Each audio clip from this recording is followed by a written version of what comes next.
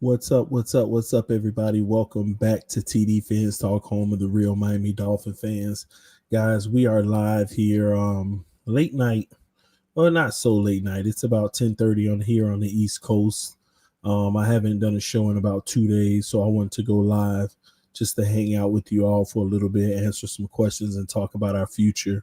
We're gonna give about 3 minutes for some people to. Well, 3 minutes. We're just gonna hang out in the comment section before we get started. What's up with you, Richard? I see you in the building. Y'all hit that like button on your way in the room while I set up my audio settings here real quick. Y'all bear with me one moment.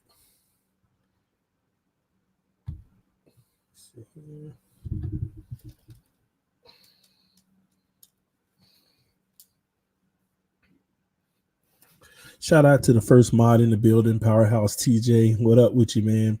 C's 007. I see you, man. I hope everything's good with you and the family.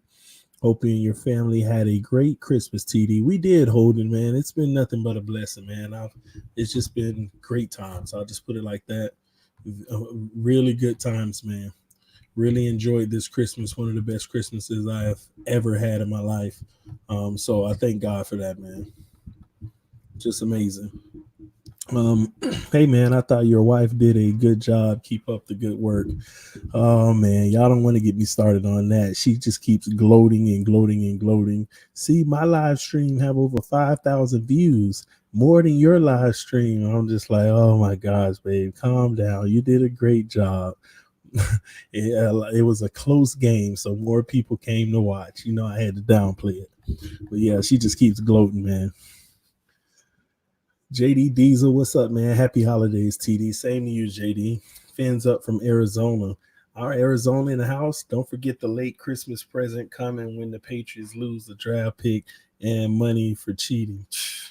Man, I mean, is it going to matter? For some reason, it's like every time they get in trouble, they get caught cheating or something, they bounce back stronger and win. So I don't know. TD, you called it when it come down to Devontae Parker this year.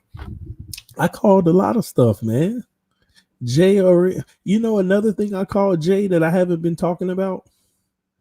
Ryan Fitzpatrick. What did I say about Ryan Fitzpatrick at the beginning of the season? Do you all remember? Do y'all remember what I said about Ryan Fitzpatrick when everybody wanted to sit there and say he is who he is? And I went on a tangent talking about how with the right coaching staff, he might have his best season ever. Sometimes it has a lot to do with coaching. And people said, nah, Ryan Fitzpatrick is who he is, TD. No need to stretch for him. But he had his best pro season ever. Best pro season ever, man. And this is what I'm talking about, guys. You see, football, because I'm just gonna hang out with y'all and talk to y'all tonight. But football, this sport, man, it's bigger than just going out on the field, catching some balls, making more touchdowns than the other team. It's so much bigger than that, man. Football is so intricate. It's so many things involved. And it's sad that we write certain players off, man. I mean, look what we did with Tannehill. Let's keep it 100. I ain't trying to be Tannehill this, Tannehill that tonight, but look what we did. We got it wrong. And that's because we had our simple-minded cap on about how football works. When I started this channel, there's one word that I used to preach all the time. And everybody who's been on this channel for a long time, let's see if somebody can get the word right. Put it in the comment section. What is the main thing I preach all the time on this channel? It's the number one word. Put it in the comment section, man. Let's see who's been here with me for a while. Who knows football? It's the biggest word in football that nobody talks about. And Chris Sharp got it right. Clemente got it right as well. Attributables. Attributables, man. This is a game of attributables. Nobody can do it on their own. This causes that. That causes this. Your running back don't suck. He just got a bad line. Your quarterback don't suck. He just ain't got time to make nothing happen. Your cornerbacks may not even suck. We just got a bad D line that put them on an island for 8 seconds. This is a game of attributables. And at the end of the day, we have to be fair to these grown men that are out here putting their life on the line. And yes, ladies and gentlemen, they put their life on the line. This is a violent sport that has a lot of people who have already retired this game at home having medical attention for the rest of their lives due to the punishment that they took playing this sport, something they also don't talk about. And I think it's just so wrong for us to be so unfair to these players and not realize the overall picture of football when sometimes it's not them. It's not them. And Fitzpatrick is a prime example of that. We came into this season, people swore up and down, TD, come on, man, stop reaching. Fitzpatrick is who he is. But truth is, he's been one of our most consistent players. He's been honestly, he's been lighting it up. He's had less turnovers, and he's still turned the ball over here and there, but he's had less at-fault turnovers. Early in this season, balls dropping off receivers' hands into the defender's arms. A lot of picks wasn't even his fault. Wasn't even his fault. He had his best season, in my opinion. I mean, what, AFC Player of the Week twice? Of course, he's our team MVP, if you haven't heard yet. He is the Miami Dolphins 2019 MVP. Well deserved. Well deserved. He's been the one constant all season. And people got on me about saying that he might actually have his best season ever. Oh, TD, you reaching now. It's been a year and a half, y'all. It's been a year and a half since I started the channel. A year and a half. It was like June or something like that of 2018. June of 2018, we started. And in that time frame, man, people have told me I was wrong so many times, only to come back and bite them. I studied this game. I'm not saying I know it all, but I studied this game, man. I research. I watch every interview. I look at history and let it tell me what it needs to tell me. And shout out to my auntie. Hey, Auntie Pearl, happy holiday, nephew, to you and your family. I love you so much. Can't wait to see you again. Happy holidays. And happy holidays to everyone in your family. But I do my research to give y'all the best analysis that I can. I know a lot of people, sometimes people think that is biased, but it's not. Now, anything Ryan Tannehill at this point going forward is going to be biased. I'm just saying, at least I keep it 100 with y'all and tell y'all what it is and what it ain't. Anything dealing with Ryan Tannehill, I'll forever be biased from this point on because I'm hurt. But that's neither here nor there. But everything that I've analyzed throughout this year and a half, I've given real thought process and real opinion. Never said, and I always say time will tell. I could be wrong. But it makes me feel good to know that I've been spot on so many times, man. Now, with that being said, the reason why I prefaced that, I had to sit back for the last 2.5 days and think about where's this team headed? What direction are we headed in? And my mind went crazy because we can go in so many different areas, in so many different directions. So many, man. And what I've come up with as a conclusion, and I want to share that with y'all. I want to share with y'all what I've come up with as a conclusion. First and foremost, this might be Fitzpatrick's first and only season with the Miami Dolphins. I do really believe there's something to say about them letting him finish the season and letting him. And if you notice, the play calling has been primarily throwing the ball. Even though I know we struggle with the run, but you still don't give up like that, especially with games that don't matter. If you're evaluating offensive linemen, they're really trying their best to make sure that Fitzpatrick reaches every incentive that he's afforded. They're trying their best to give him every opportunity to do everything he can, to make as much money as he can. Because there is a strong. I'm not saying that he won't be, but there's a strong possibility he will not be a Miami Dolphin next season. And honestly, my take on it is I would like for him to be one. I would like for Fitz to be a Miami Dolphin next season, to be honest with you. Shout out to Quint Riddle with the donation. Said, yo, happy holiday. Happy holiday to you too, homie. Shout out to everybody who donate to the channel, especially the guys who've been sending stuff through PayPal. I've gotten some pretty sizable donations in the last few days for Christmas. So I appreciate y'all loving on this channel and loving on me, and showing your love and support, guys. For sure, for sure, for sure. It's crazy.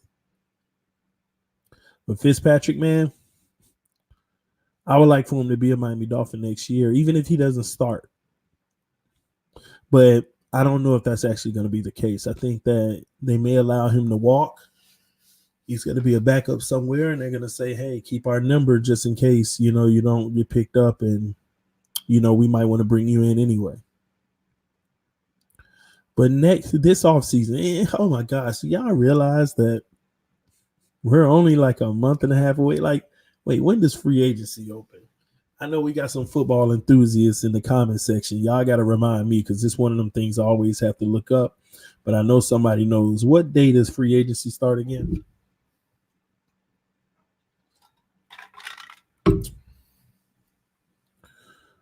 What day does it start? Somebody can help me out with that. March, maybe. No, I thought it was like right away, almost in February. March 9th? Is that factual? Keith Fitzpatrick and Rosen. We can wait on QB till we build the trenches. Okay. In March. Okay, let's say March. We're literally like 9 weeks, 9 or 10 weeks away, man. That time is gonna fly. That time is gonna fly.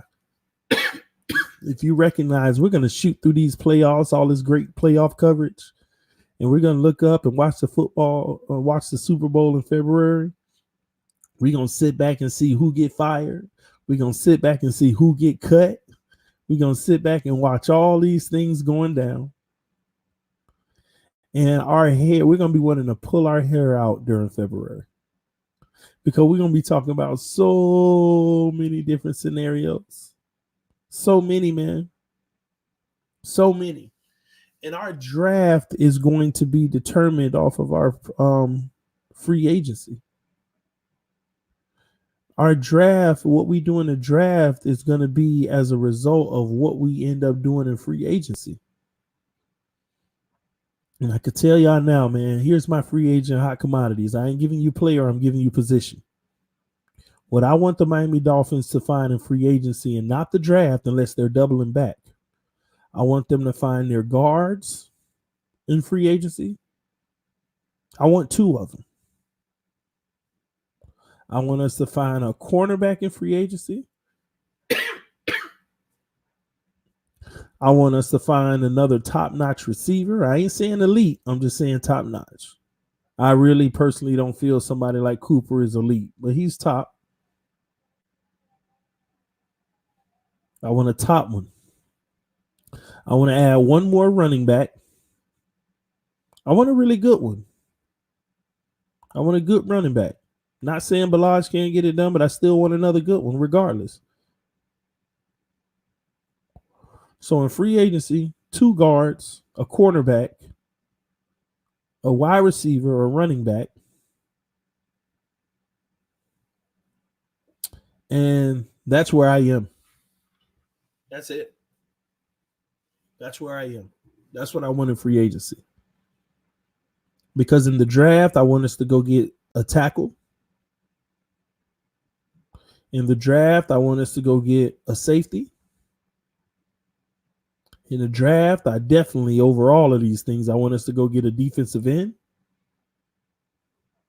because Clowney, I got some news from Mr. Ball Game about Clowney. Clowney's actually favoring an injury right now, one that's very serious. And ever since week 6 of the season, Seattle's kind of had him on load management. And I didn't know that. So that'll be interesting to do a little more research on that situation for 2 reasons.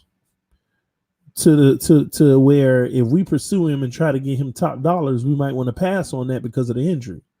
Or if we pursue him and try to give him decent dollars as a load management type player, may be worth it. Decisions.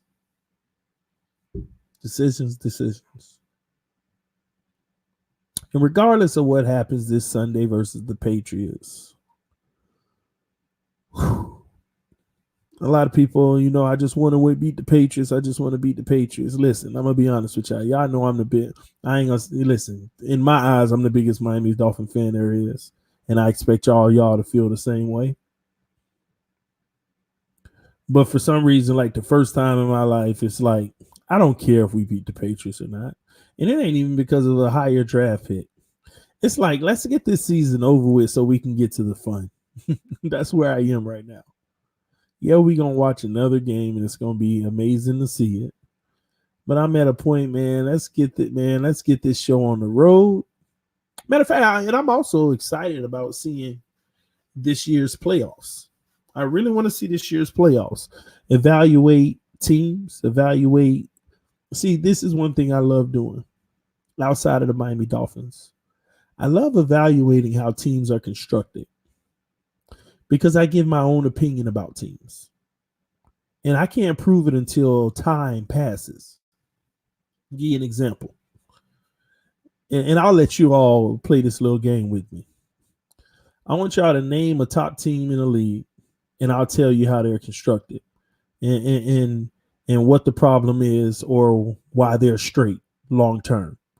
And y'all throw teams out there, and I want to entertain this for y'all to show y'all how I kind of evaluate things in the NFL for our Dolphins to learn, because every team is building their team differently and think that this is the way that they need to build it to win it all. JD Diesel said, let's go Saints first. Saints would be a top tier to me. And what I mean by that, able to sustain long term. But here's the problem with the Saints. They're going for broke this year. They're going all out. They're putting the money where their mouth is. They got the defense. They got the offense. The only thing with the Saints that they're going to have to figure out is, have they really found their predecessor of Drew Brees? Because he very well may say after this season, I'm retiring. And you might have Teddy Bridgewater taking the reins. They're an early team in understanding if their future is bright or not. No one knows, because you don't replace Drew Brees, but you can find a guy who can step in and still win games. And Teddy Bridgewater has proven that. But is he the answer long term for the team? Because Teddy Bridgewater himself is actually going to be warranted more money to take on that new role. Will that team survive in a Breezeless era? That's where the Saints are. They got the weapons around them, but a lot of those guys are coming up on contract, so I don't know. The Ravens are more interesting. I have a personal belief with mobile quarterbacks that shine so bright that they demand a lot of money. They're in the infancy stages of proving whether this is going to work or not. I always say that teams like that may squeak in and win one Super Bowl. They might be able to do. It hasn't been done yet, by the way, outside of Russell Wilson, who had the best defense, though. It hasn't been done yet. But Baltimore has the opportunity to do exactly what Russell Wilson did when he won his Super Bowl with that amazing defense. Win a Super Bowl. But is it long-term sustainable when Lamar Jackson breaks the bank and get his $40 million a year and the team is less? Is it sustainable? And that's the question that has to be answered, because they have no history to say yes or no outside of Russell Wilson, and it hasn't been sustainable outside of the fact that it's been competitive. So I ask people, do you want to build a team that's competitive, or do you want to build a team that can dominate and be a dynasty. And maybe that might be asking for too much. That might be asking for too much to want your team to be a dynasty. And the most that you should be asking for is to be competitive. But I'm so competitive that I don't believe that competitive is enough. I want to build a team that people fear, that they know, just like people feel with the Patriots. You aren't better than the Patriots until you beat them in January. I want people to look at us like that. So with the Houston Texans, with the Chiefs, with the Ravens, all those teams like that. This ain't, you know what I see when I see all those teams? I see the same guys that came in around the time of RG3, Tannehill, Andrew Luck, Cam Newton. I see the same thing repeating itself. And I wonder what came out of all of that era. What came out of all of that era? A whole bunch of young quarterbacks doing some nice things until they got out their rookie deal. And most of them haven't done squat since. So I look at that process and I say, I don't know if that's actually an effective way to build teams, focusing on a quarterback that shines and puts up 4,000 yards, all these touchdowns, not many interceptions, and they run, and the offense is predicated off of them. And it's not so much a team-oriented thing. It's about what they do. I just personally don't feel like that's the way to win because we've been down this road before. But why are people still chasing that? Why are they still chasing that? And that's what I try to understand. Danny said, yup, Baltimore, great team to copy. Really? Do you think it's a great team to copy? I beg to differ. Like, why would you copy someone who hasn't gotten to their optimal point? Now, they may be at optimal play, but what happens when Lamar Jackson does get $40 million a year? Which makes me wonder, how much is Lamar Jackson getting paid right now? Lamar Jackson. Let me see how much he's getting paid right now.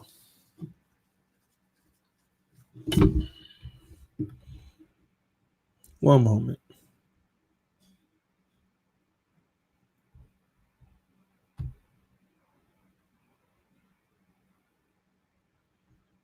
Lamar Jackson signs a rookie contract with the Ravens. The number 32nd overall pick signed his rookie contract.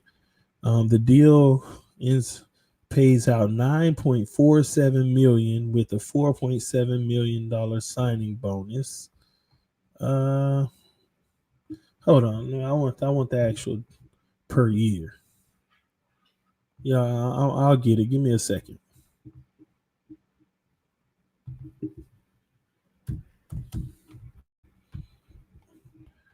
Give me 1 second. Here we go. Spot Track will tell me all the details. All right, here we go.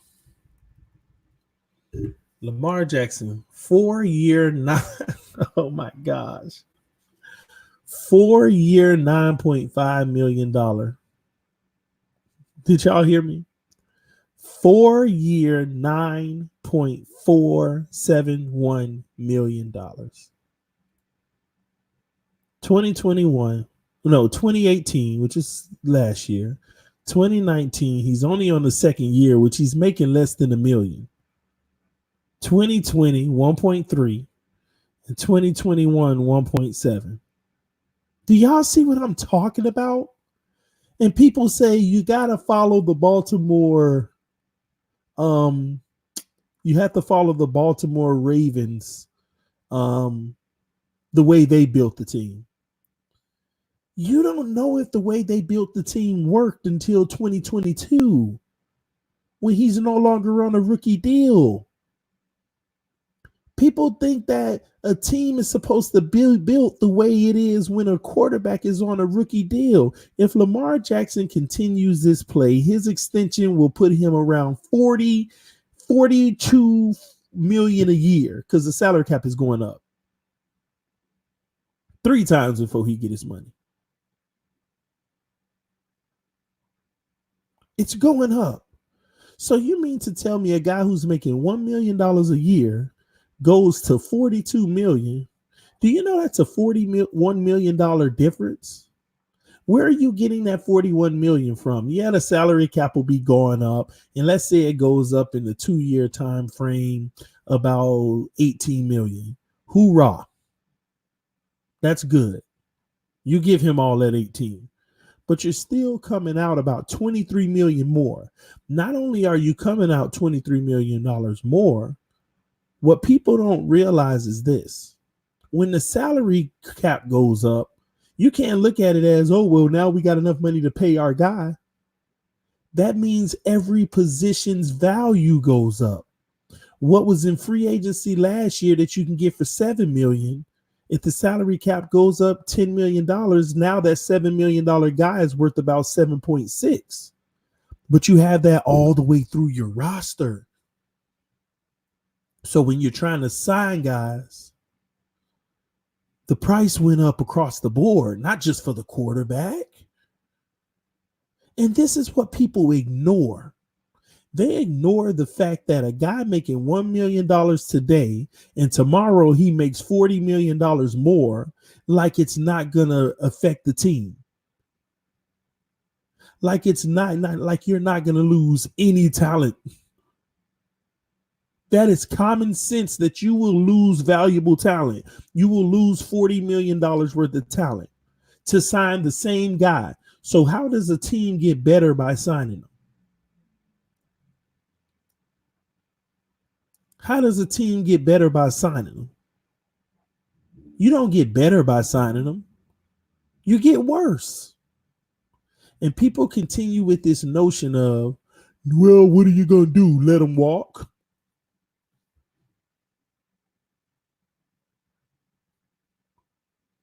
When is enough ever going to be enough? How many times does this have to happen to prove it? Do we have to wait to 2025 for us to look back and say, same thing happened with Lamar? Remember all that great stuff he did early on? And then whenever he got his money, the team was never the same. Same thing happened with Patrick Mahomes. Remember he got all that money?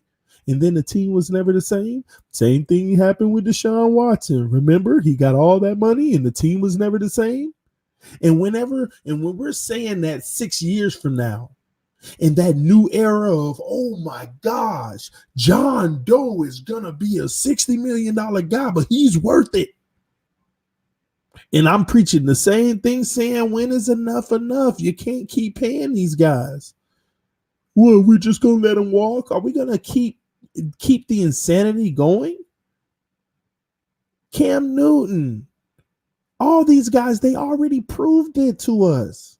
RG3. Cap, all of those guys, they already proved it to us. This has already happened.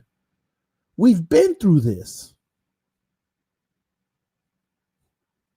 It'll never be corrected until the owners come together and say, listen. We got to stop playing these top guys. And the reason why they pay him is because they know some stupid idiot team will pay him. So they can't drive the price down.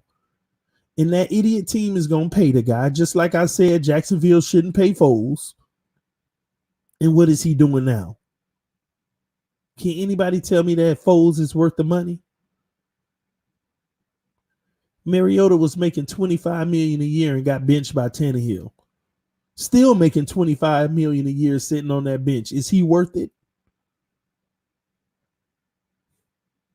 Should Dallas pay Dak? Yeah, they should pay him about $20 million a year. But Dak wants 40. You see what I'm saying, y'all? Do y'all see what I'm talking about? It is so crazy to me. It's crazy to me. That's what's going on in this league. It's a whole bunch of followers and no leaders. No front office that's going to be man enough to stand up, or woman enough, y'all know what I mean, to stand up and say, I'm not paying you. If Jerry Jones want to get it right, he'll tell Dak Prescott, I'm not paying you a long-term deal, $40 million a year. You take this 25 or walk. We know it ain't going to happen. But if he want to do his franchise right, that's what he would do. They can't afford to pay Byron Jones, Cooper, and Prescott at the same time. So somebody got to go. Ain't it sad when somebody got to go every time? That means your books ain't in order. Your books are not in order. But let these non-football knowing people tell you, pay the guy. Y'all act like it's your money. Yeah, it is our money if we're going to keep losing and complaining about it. It's ridiculous. It's ridiculous. And I'm hoping that the Miami Dolphins don't find themselves in this type of situation. It's bound to happen to anyone, by the way. But you either have to find you a selfless guy who understands what it takes to win, like Brady. And I truly do believe if Brady didn't have a supermodel wife that made more money than him, he would still take the same money. He would still take the same money.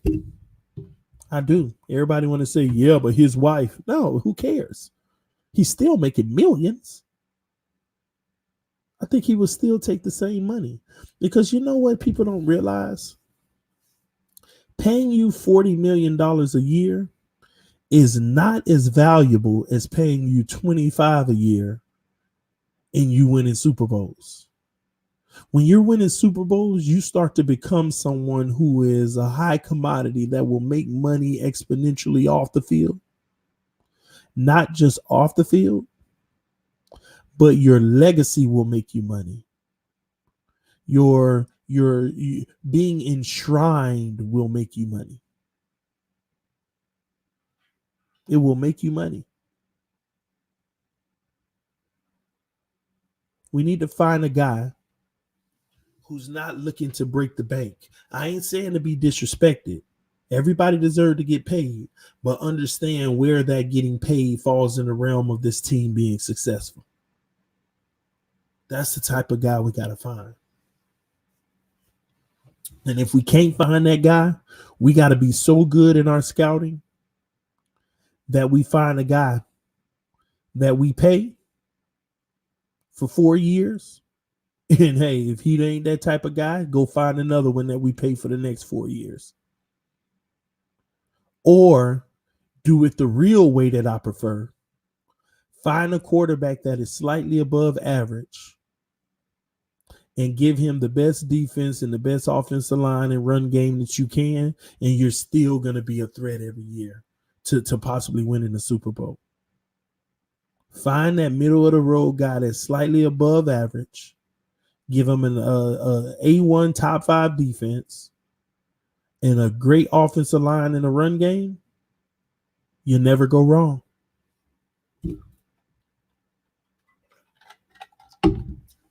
You never go wrong. Shout out to you, Chef Drew. I see you coming in the room. We have that guy, Josh Rosen.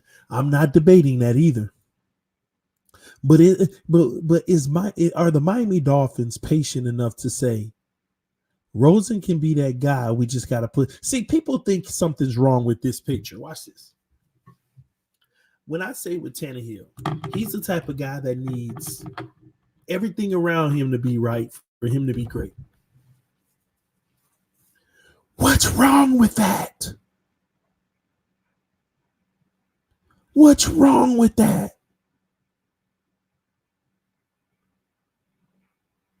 That is an interchangeable piece. Because if Tannehill goes down, you can just plug in another guy like that. There's a lot of guys like that. You put everything around them, they're good enough. What's wrong with that?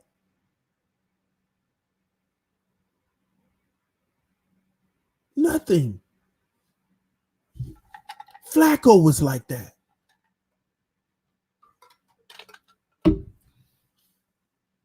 People disagree with me, but Eli Manning was like that. Eli Manning ain't elite.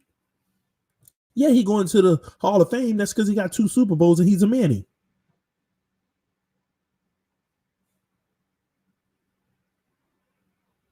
That's why. Trent Dilfer did it.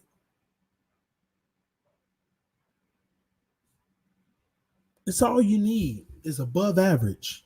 Don't be the reason we lose. Yeah, you're right, Mr. Mister. Against Brady. That's why he going.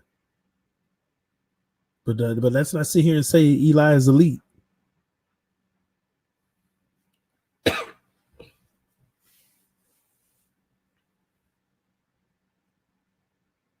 You know what's even sadder about it? This is how you know people don't know football. If Tannehill had what he had in Tennessee all 7 years,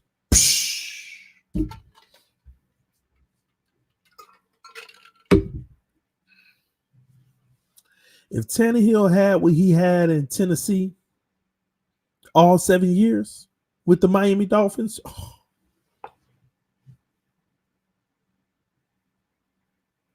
ain't it funny how our perspective would be? Ain't it crazy? How he will be revered as a top 10 quarterback today in this league, one of the top quarterbacks, up there with Mahomes, up there with Brady, up there with all these guys. But we automatically judge his whole career.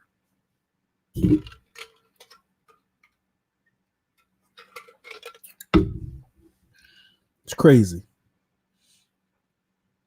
We would have won a Super Bowl at least once. I couldn't debate that. Or at least went to one. Man. It's just interesting to me. This Lamar Jackson contract. This man making $910,000 this year as a base salary.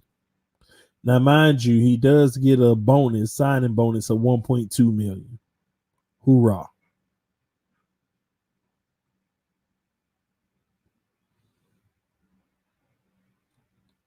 His cap hit is only $2.1 million this year on an almost $200 million cap hit. This man is taking up 1% of the cap. I rest my case. Russell Wilson out here taking up 19% of the cap, and Lamar Jackson out here taking up 1%, y'all. Literally 1%. 1.3, something like that. These guys go from taking up 1% of the cap to 19, 20,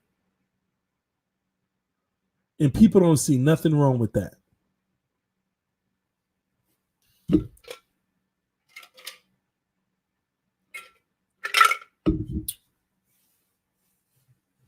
Shout out to Elder Bruce Jones with the donation. I got to get with you this week, man. This week, probably this weekend, or because I'll be down that way twice. This week, tomorrow, I'll be down, headed to Central Florida. Well, I am in Central Florida, but that way. And Wednesday, on New Year's, I'll be in that area as well. So we'll link up, Elder Bruce Jones. You know what I'm talking about. Build around Josh Rosen through the draft or trade down, gain more capital, build through the trenches on up, and still get what you want. I'm in agreement, man. I want to build this team.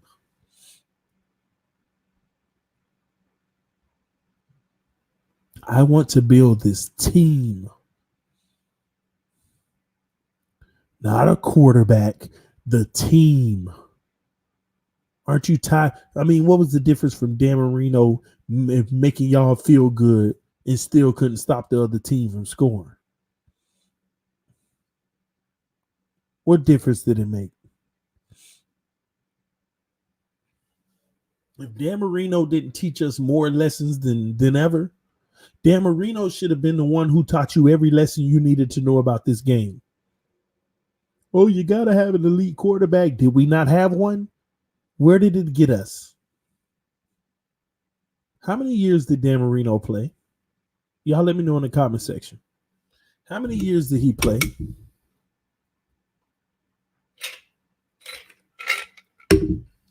How many years did he play? 17, 16, 17. And what do we have to show for it? Because we always talk about you got to have elite play from the quarterback. You got an elite quarterback? You have to. Well, we had one of the greatest of all time. Where did that get us? Where did that get? And that ain't taking nothing from Dan. I'm just talking about the simple football philosophy of it ain't all about the freaking quarterback. We had one of the greatest of all time. I don't care how you want to slice it and argue it. If you ain't got him in your top 5 to 7, then something wrong. One of the greatest ever. Didn't matter.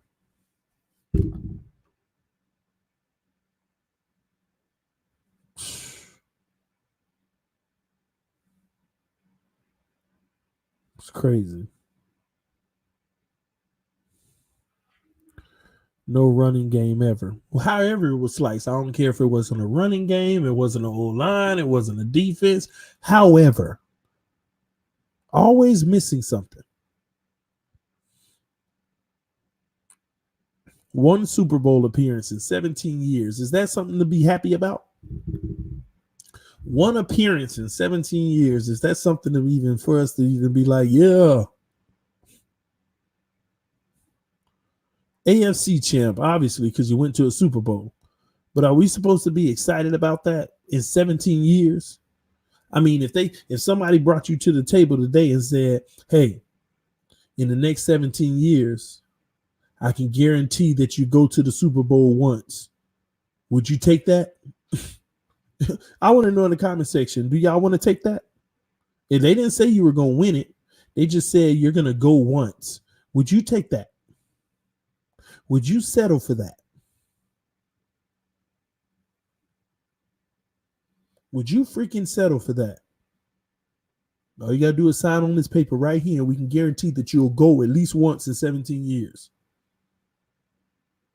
Y'all see what I'm talking about? No, you wouldn't settle for that crap. Can't on by going once in 17 years.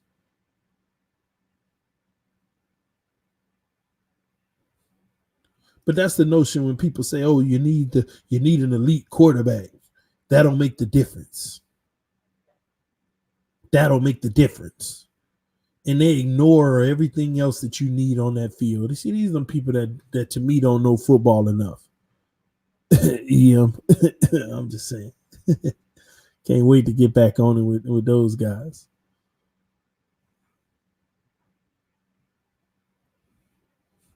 What's the difference between Dan's career and Aaron Rodgers? He only has one. I agree. But if Aaron Rodgers ends his career this way, going down this road, believe it or not, it'll be the same. Because when Dan was the star, they were talking about him just like they were talking about Aaron Rodgers. But his legacy will start to fade away. And I ain't trying to make none of y'all feel bad, but do you notice every year Dan's legacy, as far as the overall NFL picture, fades and fades and fades as Peyton Manning takes his record, as Eli takes it, not Eli, but as Peyton Manning takes it, as Brady takes it, as Breeze takes on his record, and blah, blah, blah. Next thing you know, you're not going to have any more. This quarterback just broke Dan Marino's record of this. That quarterback, you're not going to have that anymore. I'm sorry. I don't mean to make some of y'all feel bad, but it's the truth. Dan Marino's legacy is weakened year after year after year. Still don't change who he was and how great he was. But if Aaron Rodgers stays on this same path and don't do nothing outside of what he did, same thing's going to happen. Yeah, people talk about him as one of the elites now, but what does that mean 20 years from now when nobody's talking about him at all? No one's talking about him at all. It doesn't matter. 60 years from now, they're going to be talking about Brady. Because they're going to say he got 6. Or how many of it he got now? It's certain things it's immortalized.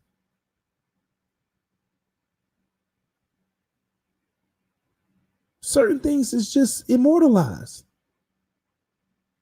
It can be a soft league now. But who's gonna be talked about regardless if it's soft or hard? That's all that's gonna matter in the future. It could be as soft as it wants. You're gonna be preaching to the choir when you're trying to defend that 10, 15 years from now about Dan Marino. Well, it's softer now. Okay. So nobody's gonna care. It's the truth. I know a lot of y'all don't want to hear that, but it's the truth.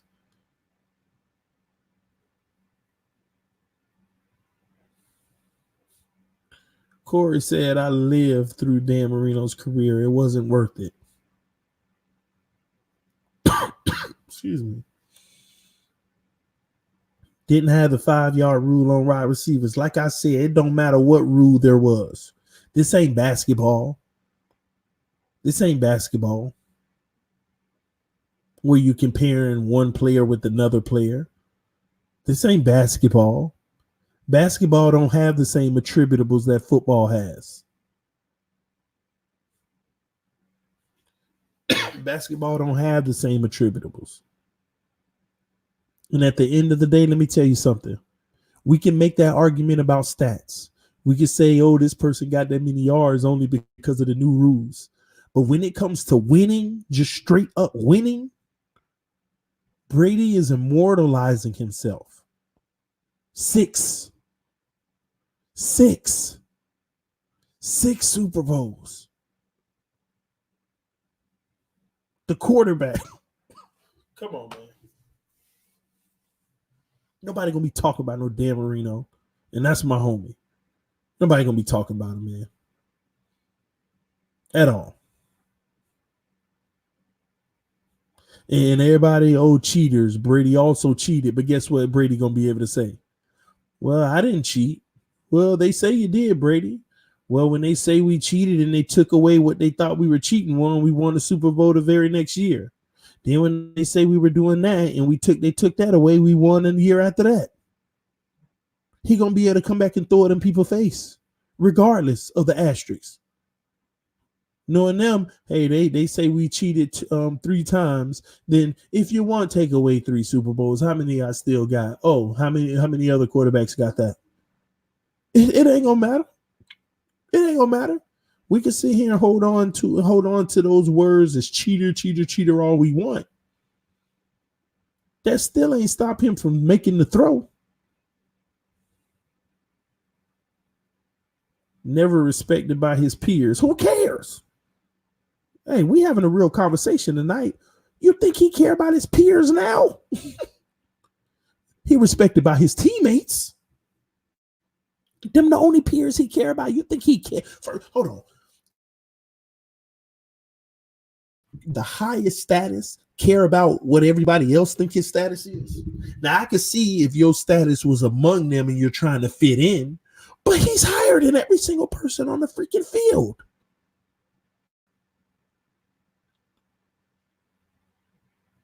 His name is bigger than every person on the field, no matter what Sunday it is. So he don't care about being respected by them. They should care about being respected by him. That's just real talk. That's real talk. They don't care nothing about that. And believe it or not, his peers actually still do respect him because he the one still out there carving them up. He's still carving them up. Oh, they still respect him. They definitely still respect him. All that cheating stuff, when it's all said and done, it ain't gonna matter. It ain't gonna matter.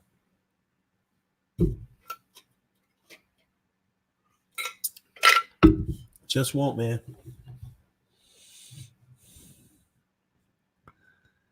TD, what happened between 72 and 99 where the Dolphins failed to realize the team is need to win and not just a star QB?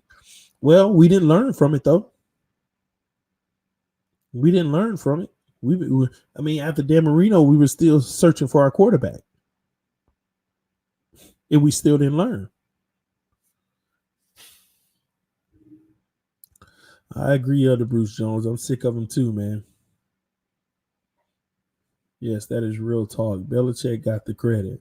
Bob Greasy on the average threw about 8 times a game. Wow. Greasy was the backup, bro. He was good, though. You know me. Right out of Bruce Jones, we going to take it off. Mitchell. He wasn't the reason they were good. Why you guys blocked my eye test channel? Is this eye test sports? Man, you know what? I'm sorry about that, bro. I need to check into that right now, matter of fact, while I'm talking. Because you did tell me that the other day. I don't know why it was blocked. That makes no sense to me. But I'm pulling it up right now, man. The dashboard to see settings, channel. All right, hold on. Advanced settings. Bear with me, bro. I'm trying to see the block lists. Community. Okay, moderators. Hidden users. Okay, is it under eye test sports? There it is. Yeah, you were blocked. That makes no sense. It ain't blocked anymore, man. It's not blocked anymore. You were blocked, though. It was sitting right there as blocked. It's crazy. Let me save that. All right, so we should be good, though, man. We should be good now. Homie. Yeah, I got, man, my bad, man. I don't know how that happened. I must have tried to block somebody else and I ended up blocking you. But it makes no sense. TD, we might need a new mock after this Sunday. Maybe, but we're going to wait to after Sunday to know. That's right, DM Phins. We're going to be a threat next year. Believe in them Phins. You on it tonight, Elder Bruce Jones. Thanks, homie. Good night, my dude. Phins up. All right, Danny. We will give the Pats a ball game tomorrow. Hey, we'll see. Every coach we've had over the last 20 years traded away the dogs. We need them dogs. Yeah, I get it, DM Phins. I get it, man. I get it. Did we mess up by falling to the 5th pick? Is that where we are now? 5th? Probably. Continue praising Brady. I don't praise the man, but it is what it is. The problem with the Phins is 12 coaches in 20 years or 22 quarterbacks in 20 years.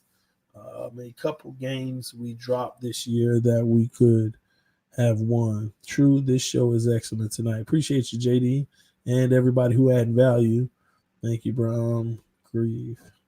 The dog is not the problem. The overblown contracts are. True, but those dogs want those overblown contracts. Projected 5th. Yes, Chris. Answer that question. Not praising Brady praising the process. Yes, sir, TD. We are 5 now.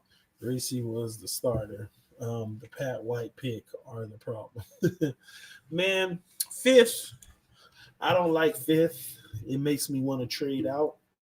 If we don't trade out of 5th, that means they're going to make the biggest mistake of all time, which is getting Tua Tagovailoa. I personally believe that. If we don't trade out of 5th, that's probably who we're going to be getting. And I don't like that.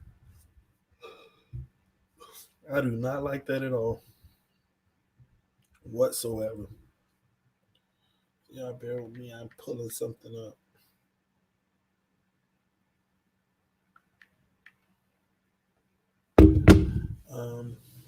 A no-name defense went undefeated. Don't need star players. Well, I mean, honestly, he's proven, man. I mean, Flores is proving it to everyone now. Um, that I mean, look what he's doing with the guys that we do have. You have to understand that, guys. Look at what he's doing with the guys that we do have. Look at to a new interview. Oh, I haven't seen it. You gonna have to fill me in on what it was about. Would you take Tua at 5? Absolutely not. I wouldn't take him at 50. TD, we will trade down or take Isaiah Simmons. He is perfect for Flores. Flores is the real deal. I agree, man. We're gonna win some Super Bowls, y'all, under Flores.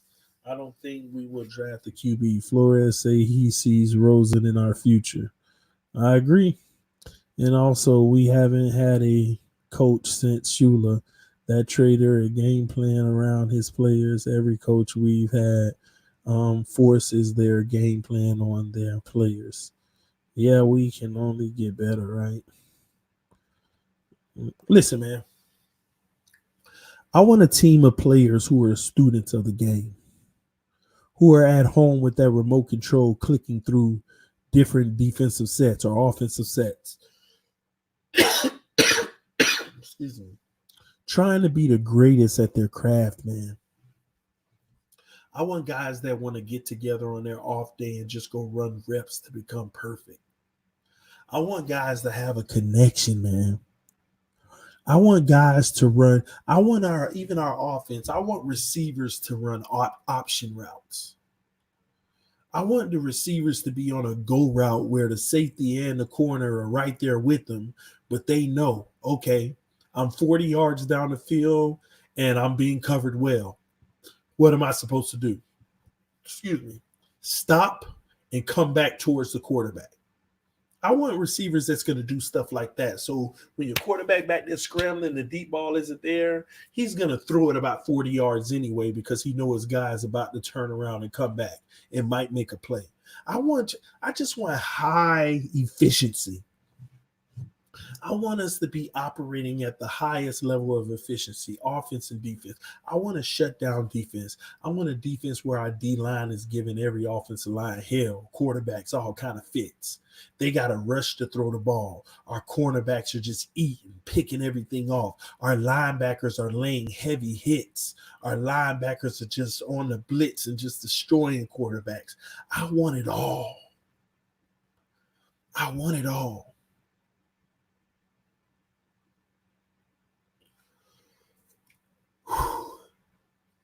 Oh, man, I want it all. Can we get it? Time will tell. Who do you have winning the 2 college playoff games? Ohio State versus LSU. That's going to be the final game for the championship. Can Greer Flores find those guys? Can they scout well enough to find those guys? I have my doubts. I have zero doubts, Bruce. I have zero doubts, man. Yeah, they can. But you have to understand it's still going to be a process. What we bring in next year man, let me tell y'all, if we get it right next year, we should have no less than 9 wins. Maybe even squeaking into a wild card. That's what we should have if we get it right next year. Period. And the year after that, we should be ready for war, Super Bowl. Honestly, y'all, next year, like think about it. If we get it right next year, we should be just fine. Think about it. In the off season, they bring in 2 guards, and and that's in free agency. But then the draft, they bring in a tackle. Offensive line is set. You bring in a few more reserve pieces, we're set. Quarterback, whoever it's going to be, we're going to be okay. Because I don't think we're going to get below average, regardless of who starts. Running game is going to pick up just because the O-line is picked up. Don't forget that.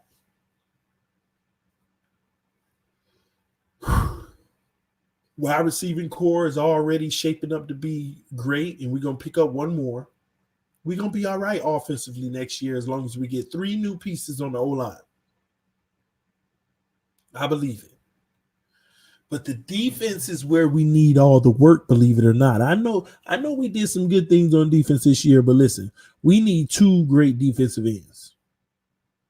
And one of them may already be on the roster, but we don't know yet until we got the other one opposite of him wreaking havoc. We need two good defensive ends and a solidified nose tackle. We need a cornerback opposite Xavier Howard, a starting caliber guy. And I'm not saying that guy's Nick Needham. I really do think Nick Needham has come on to see. Nick Needham is like an Eric Rowe to me. You see what Eric Rowe was for the Patriots? Hold his own, not elite, but holds his own and can make a big play here and there. That's all. That's what Nick Needham is to me at the cornerback position. A guy that you definitely are going to have on this roster bringing back because you should. Because his talent warrants, hey, you belong on this team. And you're going to make some plays for us. But I'm not the one that want Nick Needham starting opposite Xavier Howard. Hell, I have my reservations about X. I know y'all get on me about that, but I still ain't been proven wrong. Ever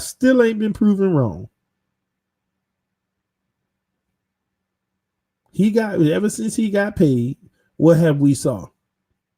Lackluster play and injuries. Am I wrong? Y'all let me know in the comment section. Ever since he got paid, what have we saw? I can't even say average play. Below average play and injuries. So I'm still not wrong about what I was telling y'all before. I'm still not wrong about what I was telling y'all before. When Xavier Howard was healthy this season, he did not look great. X is good when Rashad Jones is there. I agree with that. What have I been telling y'all? What did I tell y'all? Before the season started? I said, see, it's easy to be a Pro Bowler when you got a all-pro safety behind you, allowing you to play all the underneath stuff. That's easy. But I'm gonna leave that alone, man. I'm gonna leave it alone because y'all still don't believe me about this Xavier Howard thing. X shut down Juju. Okay. I wish he would have shut down Cooper. I wish he would have shut down Amari Cooper in Dallas when the man caught almost every pass that was thrown his way on him and 2 touchdowns on him. I wish he shut him down. And then everybody get beat sometimes. Yeah, I agree. Sometimes, but he was getting beat all left and right all the time.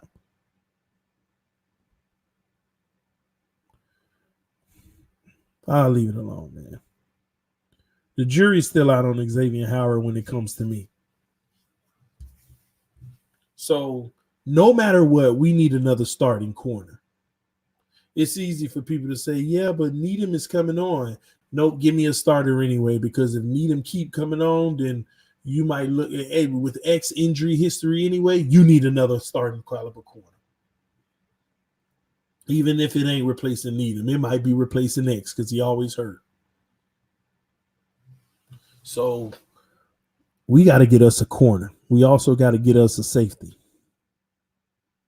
We got to get another safety. Rashad Jones out of there, man. Maybe. The money situation, we'll see, but I would just go ahead and move on. Rashad Jones, do y'all realize Rashad Jones has been getting free money for like 2.5 years now? Has anybody looked up and noticed that? Has anybody looked up and noticed Rashad Jones been getting free money for about 2.5 years now? Big money too, like $19 million a year. Oh my gosh! Like, gosh, why I can't have that little piece of luck? Be like, sign me on a 1-day contract and let me get hurt. I don't know. It's crazy, man. Rashad been eating. Rashad that got about $50 million worth of nothing. He done got about $50 million chillaxing.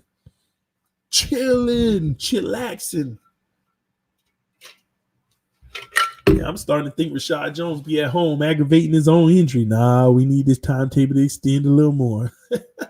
Up, they put me on IR. You can heal now.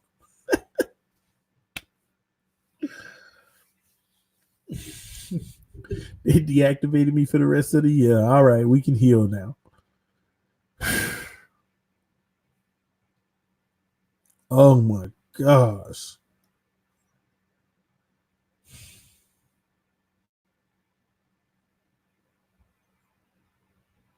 Man, I can't believe that. Like, gosh. Go ahead, hit TD up, Rashad. Say, here come a million, man. Here come a mill. Rashad robbing the Dolphins without a gun and mask. Man, the Dolphins robbed themselves. The Dolphins robbed their freaking self, man. Just crazy, man. Man, in fact, that makes me wonder, man. How many games did Xavier Howard play this year?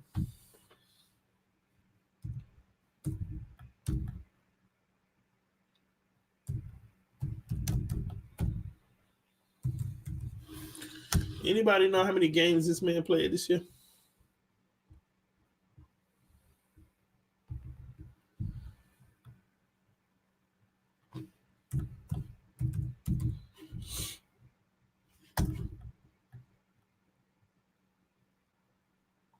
Four.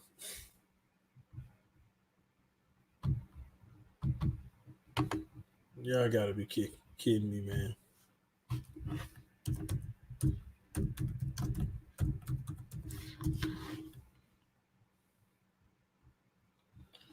Hold on. I gotta see something.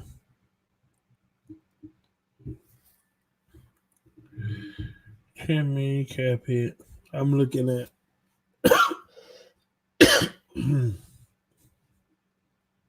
Y'all bear with me, man. Do y'all know in Xavier Howard's contract, his big money contract started? Do y'all know when his big money contract started?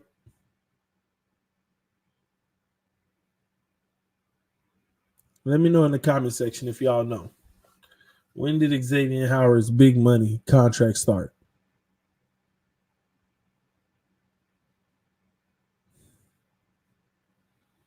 Somebody said this year. Most people think it's this year, by the way. Most people think that it's this year. It's actually next year. This man, rookie deal, he done been hurt like 3 out of the 4 seasons. No, he done been hurt every season.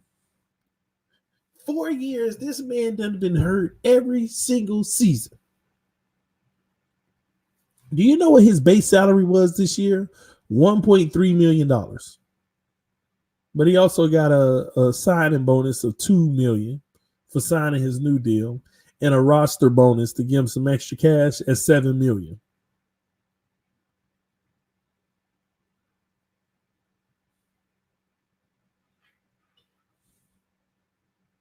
$7 million roster bonus this year.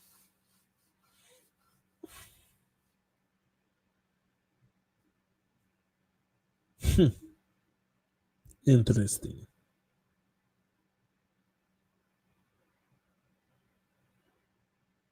He makes $15 million a year. But the way that they design his contract now, they front loaded some of it. They front loaded most of it. That $7 million roster bonus helps this year because they got him basically making an average of about $12 million every year. Even though he makes $15 million a year, he's basically going to be making about $12 million per year. Well, next year he's going to be a $13 million cap hit, 13.3.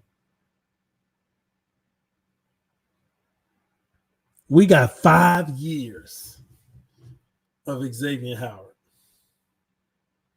Now, this is the only thing I do like about the contract. After next year, they can cut him if they want. I told y'all that before. I said it was front loaded, and I'm good with that. If they cut Xavier Howard after this season, we'd have $17.5 million in dead cap. Why do that, right? But if we cut him after next season in 2020, we only got 4.2 million in dead cap. 4.2 million in dead cap. That's his timetable. He got a 1 year, basically he's a 1 year deal on this new contract. Next year. After next year, we can cut this man whenever we want. We can cut him whenever we want. Oh, my freaking back. Whenever we want. This is why I told y'all I wouldn't pay a guy this kind of money. But the way they designed the deal, next year is the only thing we worried about. He's going to be a Dolphin next year. But after that, if he turned out not to be that guy, they're going to be trying to trade him as soon as possible to get them like a little third round or something. And somebody who betting on him having a resurgence. Because he is only a $4 million dead cap hit. Which would save us if we did cut him $9 million in 2021. That's a win.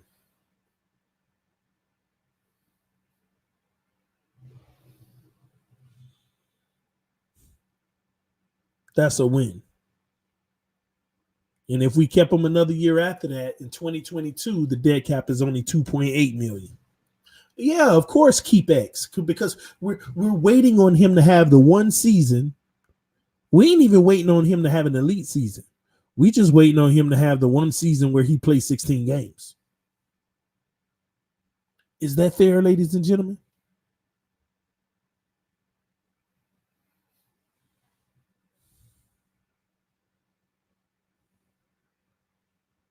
Is that fair? No, we're not talking about cutting X. We talking about if he keep getting hurt or he don't live up to this money, we can cut him at the next season and not think twice about it. That's what we're talking about. Because this man has been in this NFL for 4 years and still has not had a year where he wasn't injured. Of course, we would trade him, not cut him. Y'all get my point. We would trade him. But will you really find somebody to trade with to pick up his salary?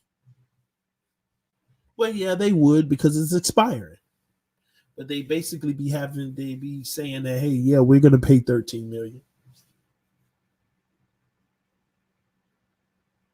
Yeah, we cut Albert Wilson, of course.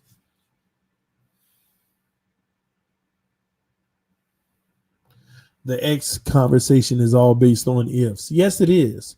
But the one thing that ain't an if is the fact that he done been in the league for 4 years and ain't had a full season yet. Ain't no if involved there. Ain't no if involved there. Does that not worry anybody? 4 seasons, ain't played 16 games yet in a season. Nobody care. Because it's X.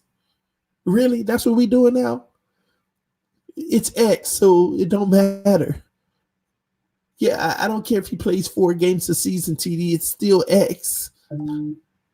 He's our only Pro Bowler. We can't lose him. No.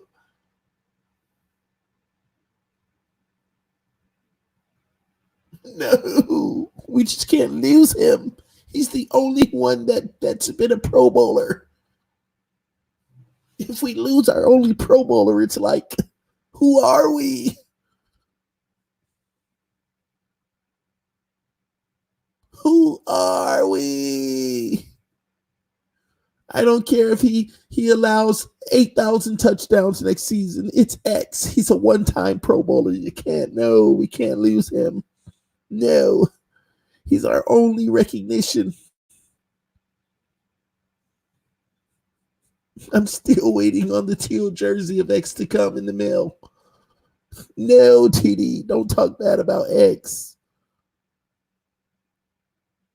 That's what it is every time. Every time I say something about X, people getting their feelings. Like what I'm saying ain't true. So I'm going to say it one more time. Ain't it concerning the Commanders and ain't played 16 games yet in the season? And we paid him $15 million a year.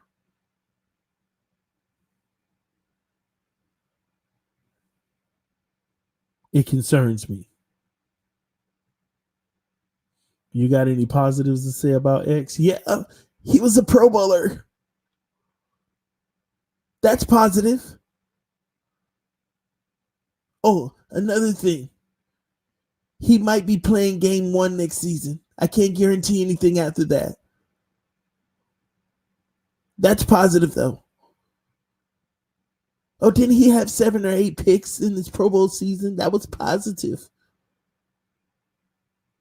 Even though he got beat all over the field by Cooper, he came back the next week and he had a good game. That's positive. No picks, but it was still a good game.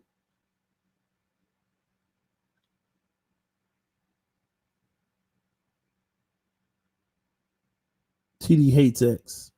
Let me finish that statement.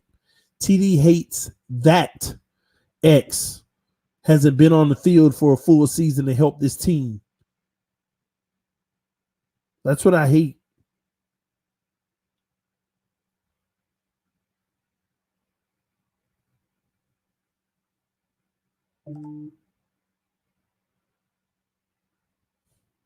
You give away quality players, though. His injury is concerning. Not injury, injuries. Plural, not singular, plural. But life without him is even more alarming. Really? It's funny to me that our secondary actually has looked better at times when he wasn't on the field this season. Maybe that's more of my hate talking.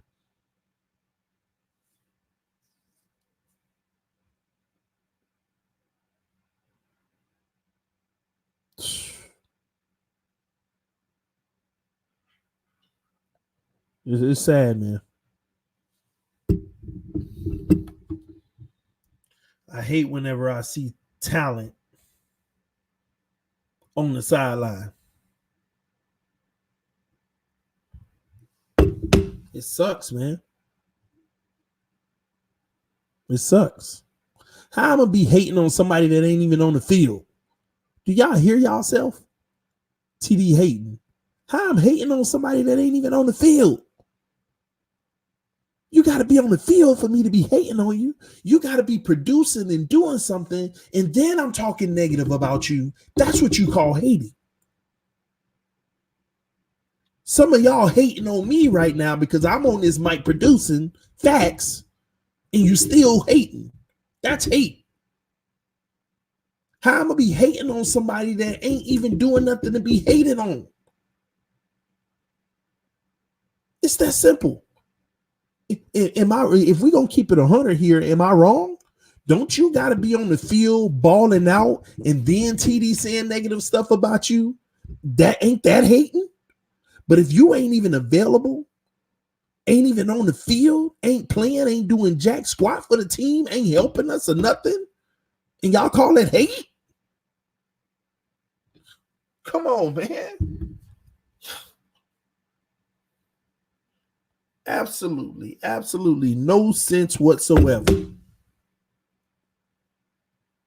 No sense whatsoever. Answer my question, TD. Who plays all 16 games? Unapologetic truth, man. Go turn the TV on in the corner somewhere with that crap. Who plays all 16 games? Are you kidding me right now? Are you kidding me right now? Who plays all 16 games? Really? Is that what you're really saying? About 90% of the quarterbacks in this league play all 16 games. About 90% of the running backs in this league play 16 games. Y'all get all bent out of shape because 1 or 2 or 3 stars here and there get hurt in the season. And then on top of it, to even make that argument, who plays all 16 games? How about I play into what you're saying there? Why don't you say, in other words, TD, come on, man. Who else plays more than 4 games? How about you say that? So I can say almost everybody. Because that's what X playing 4 games. How about you say that? Come on, TD man, stop hating on X. I mean, who else plays more than 4 games? Give him a break. Nobody plays more than 4 games, bro. It's normal. 4, 4, 4, 4, 4.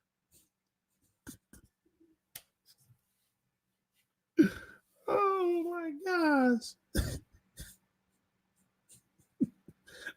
He said, come on, TD, who plays 16 games? Almost everybody. Do you know 90% of the league play the whole season? Just because that 10%, I mean, you get those big name guys. Well, everybody gets hurt here and there. Man, 90% of the freaking league play all 16 games, man. Go look it up.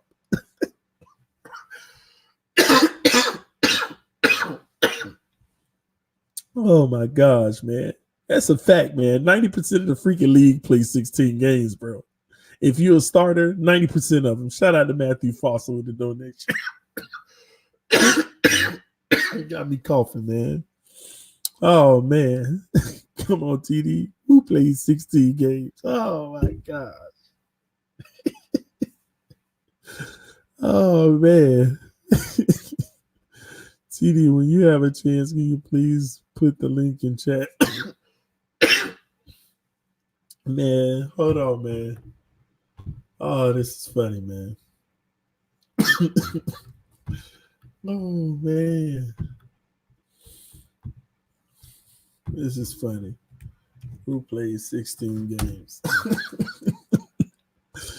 Oh, man. Excuse me. You just hating on X. Why don't you hate on Parker? Because Parker done played 3 times as many games as X. Parker done played like 13 games this season. That's why. He done played like 13 games this season. That's why I ain't hating. And he on the rise. He's on the field actually producing. He's producing. Now, if you want to oblige us and tell us what I should be hating on Parker about, I'll tell you if you're right or wrong. But you at least come with that. Don't say why you ain't hating on Parker. Say why you ain't hating on the fact that Parker X, Y, and Z. Oh, my gosh. Oh, man. Hold on, man. I got a few guys backstage, man. What's up, I-10? What's up with you, homie? Yeah, man. I'm good, man. What's up, Tony? Hey, TD. This is my first time on your live broadcast. I'm glad to have you, man. I'm glad to have you. What's up with you fellas? What's up, Tony? Hey, Merry TD, Christmas to y'all. Merry Christmas to y'all family, man. Appreciate you, man. Honestly, I agree with you. Not every player stays healthy during the season. They have nicks and bruises during the season. So I don't know why people say. But they still play, though, through them in a lot of cases. But is there certain serious injuries that you would rather not a player be on the field? Absolutely. You want them to be off the field. You want them to go on IR. The problem that I have is there a serious injury that X had that prevented him from getting on the field? Did he have an ACL tear or something? He's had serious injuries. They aren't baby little injuries. So I understand him being off the field, but it still doesn't take away from the fact that he's off the field. Your best ability is availability. What we should do is draft 2 corners in the draft. We should draft Jeffrey Okuda and Christian Fulton. Well, that's if we can't trust X to stay healthy, what's the point of signing him to that contract? But that's taking on 2 early picks. You have so many other needs that you can't put both picks in early picks, you know? What's your opinion on that eye test? My opinion as far as drafting a corner, like I said the other day, if we're gonna go position specific, you go for the top tier guy, you go for the blue chip guy. And Jeffrey Okuda, yes, out of this draft class, he is the best corner. But there are several, like very good corners all up and down. Like I did the whole draft. Like I know What's your exactly opinion how. on Christian Fulton from LSU? Do you think he's better than the other corners, or do you think he's a scheme specific type of corner that he has to play in a certain? I think he's a. Oh, I'm sorry for cutting you off. Go ahead. Finish your question. I'm sorry. Is he a scheme specific corner where he has to be in a defense geared towards his skill set, or is he one of those corners like Jeffrey Okuda where it doesn't matter? He's, to me, and this is my opinion, he's more scheme specific because I see he flourishes more in cover 2 and cover 3 coverage. I don't see him being a man-to-man coverage guy. Your man-to-man corner guys are the corner for Alabama. What is his name? The Alabama corner, Trayvon Diggs. He's a man-to-man corner. Lamar Jackson. I've been saying it in the comments. If y'all have time, research a guy named Lamar Jackson from Wisconsin. He's gonna go very late. Prototypical. I'm talking about big corner that knows how to move in space. Of course, he knows how to tackle and he has ball skills. I've been watching this guy all year because I couldn't believe he was that big. My favorite corner is AJ Terrell from AJ Terrell. AJ Terrell's tight. He's tight, but I don't know, man. I'm looking at how their bodies, because I'm looking at guys like from Miami to draft that their bodies are transition immediately to the NFL. And when you look at a guy like Lamar Jackson, there's another corner. There's a guy named Antoine Winfield Jr. He plays for Minnesota. He's a safety out there, a kind of bit miniature in size, but Earl Thomas ability all over the guy. And on top of that, I don't know if you know too much about Antoine Winfield. John Thorpe. Winfield, but his height scares me for safety. He's too short. But he's a playmaker. That's the thing. They said the same thing about Earl Thomas, and they passed up on him. And Earl Thomas is the most dominant free safety in the game. Sometimes you can't go by size. Go by what your eyes are telling you. And if a guy is always around the ball, and if he's always catching the ball, every time the man catches the ball, he's trying to score a touchdown. It's not even just good enough for him to catch the interception. He's trying to score. Okay. And he returns punts as a safety. You feel me? So that means he's athletic. Go ahead. And what I'm judging my safeties on is the Ed Reed standard, which is hard to do. I mean, that's the gold standard. Ed Reed, Sean Taylor, you just ain't gonna be picking people out of the draft and saying like Grant Delpit. As good as Grant Delpit is, like he's nowhere close to Ed Reed or Sean Taylor. And to me, those are the creme de la creme when it comes to safeties: reading, reacting, laying the smack down in the middle, and going to get the ball with hands. And they want to take it to the crib. Free safety or strong? I'm confused. That's the thing. Like he was interchangeable. He could lay the smack down like a strong, but he played the ball in space like a free.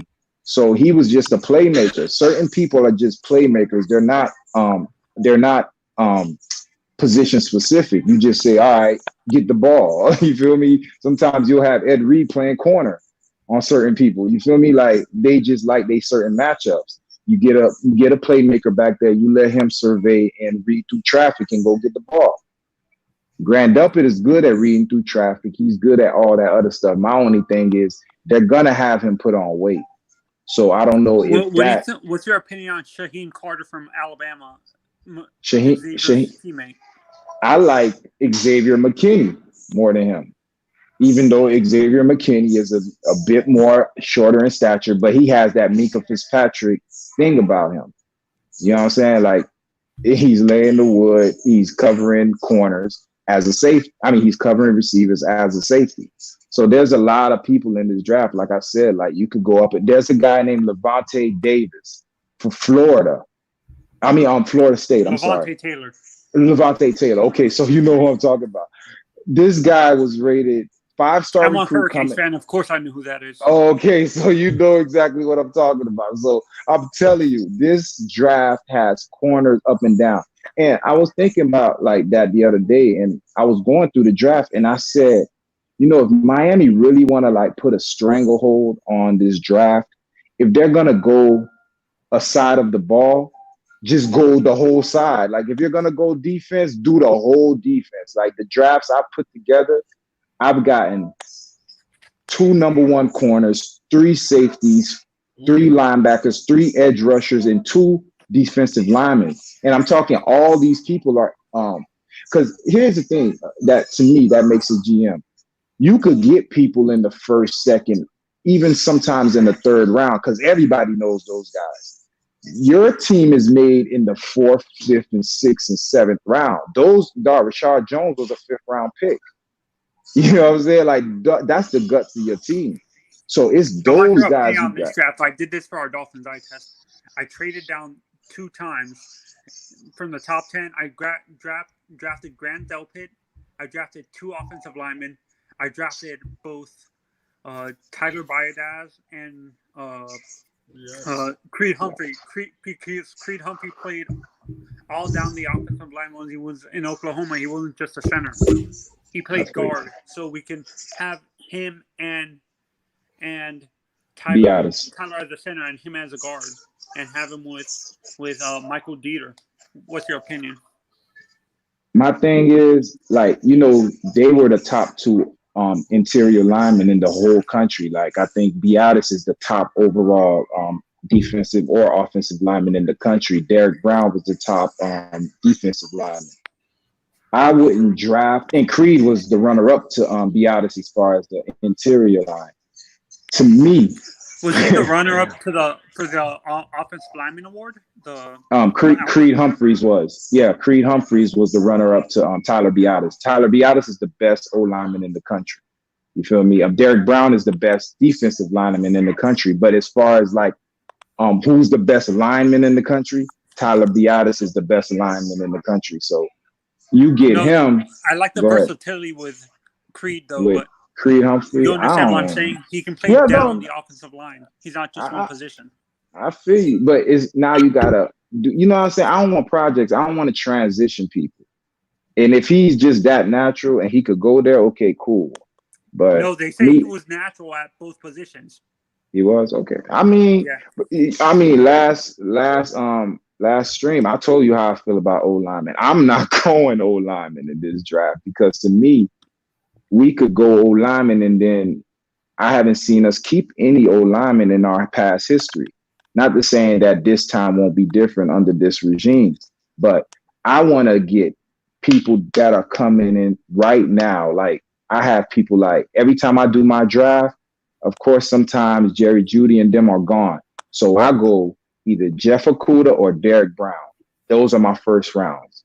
You don't like AJ Epinesa? He's a bit more like he's because I go by rankings and he's a bit like he's in the compare him to JJ Watt. Yeah, but what's funny is he's a bit shorter than JJ Watt, and I like the guy Gross Matos from Penn State. Like that was I was like, why is nobody talking about Gross Matos? Like there are some good DNs. There's like I don't know if you watch Minnesota whole line this year, like their defensive line. They got a guy named Lakeith Fatu. Mm-hmm. He reminds me of you know what I'm saying? He reminds me of Paul Soliai. When we had Paul Soliai down. The two guys I like that didn't have that much production because they weren't played in the right positions are Joe Jackson from UM and Trayvon Hill. Trayvon Hill's gonna be something. I'm telling you right now. Trayvon Hill and Shaq Quarterman. Yo, I'm telling you. Let's not talk about the Hurricanes, man. I know. Please, let's not talk about them. I know. It's salt in the wounds, man. I'm sorry. Yeah, I'm sorry. LA Tech is 0 points. Do you think Trajan can be a boundary corner, or do you think he's more of a slot? Who? Trajan Bandy? Nah, I think he's too short to me. I don't know. Like to me, I just like all right, like Levante, the Florida State corner. He's short, but it's something about you know what I'm saying. And then he plays a certain physical game with you. And I'm telling you, like the man was if you look at the FBS, because I'm all about eye test, of course, that's the name. But at the same time, I go back and look at numbers. Go look at Levante Taylor's tape, and then go look at the numbers. Out of 360 something snaps this year, he was thrown at only 35 times. And in the 35 times he was thrown at, he only had let up 15 completions. Honestly, and no, the whole corners, I'm season. gonna probably wait for Patrick Surtain next year because Patrick he looks a Surtain lot gonna be better than gangster. Jeffrey Okuda. Patrick Surtain gonna be a monster. Yeah, and I like that. I like stuff like lineage and heritage. Like I know his daddy was teaching him. Just like I'm telling you about Antoine Winfield Jr. Like his daddy was a John Thorpe winner. Yo, I used to watch Ohio State. He taught his son how to play. Like the man plays safety like a corner. And these people are gonna go fourth, fifth round unless they listening to me, and they probably gonna start putting in these tapes. So I know what I be talking. I be calling people out all the time. I just never had like somebody like TD for me to voice my opinion to everybody. So I've been right on a lot My of things, opinion on even Trajan, this though, year. if you agree Go with ahead. me, his tape reminds me a little bit of Nnamdi Asomugha, if you know who I'm talking about. Who you talking about? Trajan Bandy, the corner from Miami, he reminds me a little bit of Nnamdi Asomugha. But Osawa was sorry, yo. Sorry, he was good at the Raiders. He was good for them couple years. Then he got a name. And then as soon as they traded him, they put that number one corner thing on him.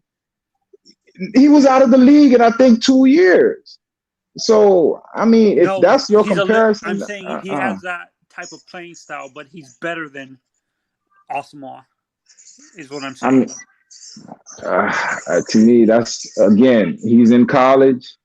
I have to see it in the NFL realm. Not to say that he can't do it, but all right, one, you comparing him to Osawa, and I already never liked Osawa, even when he was being compared to as a number one corner. Like I never saw it out of him. He played a little bit. Yeah, he played with the Raiders. You remember it was a couple years. He got big deals. Yeah, and as soon as he got the deal, sorry, just like the guy that got the big deal over there with Ramsey. He was good at the Texans. AJ Bouye. Like people like that, they get one good year. People are starving for corners. They draft them, they give them all this money, and then, I mean, that defense was good for 1 year. Like Xavier Howard. Yeah. Being that you focus on scouting and stuff. Yeah. What are the hardest positions to scout on the defense? Is it linebackers and to transition to the NFL? Linebackers and corners or linebackers and D-line? I would say linebackers. You said linebackers. Me, I'm going to say, yeah. But then again, sometimes you see a linebacker. Like I saw Kenneth Murray. I watched Kenneth Murray from Oklahoma play this year. And yeah, he's not the, you know what I'm saying, the big Hulk. But when he hits you, it's solid. You feel me? And certain people, they just jump off the TV. And then you start looking at him. Shaq, dog. I'm telling you, Shaq Quarterman and Trayvon Hill. You're going to be hearing them names. And I'm just because I'm a homer, you know what I'm saying? I'm telling you, you could tell with certain people, they just jump off the screen. And that's my whole thing. Like my first reaction when I look at anyone, I don't even know your name, your number. I just see, okay, who's that? And then if I pay attention to you and then I go back and I look at your numbers, they kind of mesh. That's when I start like making comparisons. Like Levante Taylor, I'm telling you. I'm not sure if you read this article, but this was talking about the Hall of Fame, and the majority of the O-line in the Hall of Fame were late round picks. Now, all right, I think TD said it. Yeah. I'd rather get my O-line. I'd rather get my trench players to be proven. Like I'd rather get people that have been in the NFL a few years, that have been seasoned. Coming out of college, yeah, you could be a top draft pick. Like everybody want Andrew Thomas, right? And I said it the last draft. I mean, the last string. Laramie Tunsil was a number one overall pick coming out that year. And it's not for that stupid tape. Okay, so now it took him 3 years to flourish into what he is. He finally made the Pro Bowl this year, not even on our team. So to me, a guy that was rated the number one overall pick was supposed to come in with no hitches, no glitches. Mind you, he did play guard because we had Brandon Albert. But you know what I'm saying? Like he played guard, he played admirably, but his first year at tackle was abysmal, dog. Yeah, I don't know if you remember that year. It was the next year he made a Nah, jump. I ain't gonna use the word abysmal, but it wasn't elite. Yo, I ain't gonna man. say abysmal, All bro. right, all right. Let me ask you this: for a number one pick, weren't you like, yo, this a number one tackle? Well, Because he, at number 13, and yeah. no. But all I right, know, all I know right. what you mean. I know what you Okay, mean. you know what I'm saying? Like I'm looking at him like, don't even worry about that side. But when I started seeing Yeah, people getting, when he was coming out of the draft, there were Tunsil specifically. If it Mhm, not if it not, were for not for that stupid tape that happened that came out, mhm. they said he had the potential to be Jonathan Ogden or type of offensive tackle, franchise left tackle. I mean, hey, what's funny is his story just started. So who's to say it won't be over there at the Texans? But what I'm saying is it took him 3 years for it to click. Usually, O lineman, I mean, the guy from Minnesota, Indianapolis, those are Costanza, outliers. No, the guard, the guard that the Castro. no, Indianapolis, the guard that they drafted like a year ago for Andrew Luck. He was supposed to help them out, whatever. I forgot his name, but like when he came in, their Did he whole play for line, Wisconsin? yeah, I forgot his name. Oh, Dieter's teammate. Crap, I know who you're talking about, but I can't remember his You know name what I'm now. talking about, fool. Like, but like when he came in, the whole line just went. And to me, like I always said, the interior is more important than the tackles. The tackles are important, but that push comes from the middle. Yeah, You know exactly. what I'm That's why I saying? want my guards in free agency. I'll take my guards in free agency. Like when we I want them had what was already the on guy? a rookie deal. All right, you remember Bullygate? You remember when we had the bully? Incognito. Come Incognito. yo, we had you wasn't incognito, Pouncy, and whoever else was there. There was no push in the middle. We made Reggie Bush 1,000-yard rusher that year. You get your middle right, and you could deal with a second or third tier guard. You don't need the number one overall guard. I mean, you traded Laramie Tunsil, a number one overall pick.